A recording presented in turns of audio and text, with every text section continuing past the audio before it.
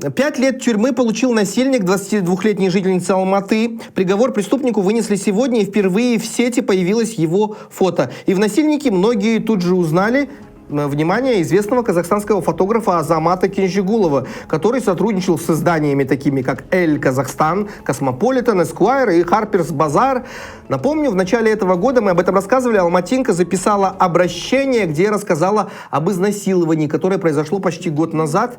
Якобы в баре она встретила знакомого, который угостил ее коктейлем, после чего она резко и сильно опьянела, как будто бы там что-то было подмешано. И дальше, по ее словам, мужчина отвез ее к себе домой и в полубессознательном состоянии против воли вступил с ней в интимную связь.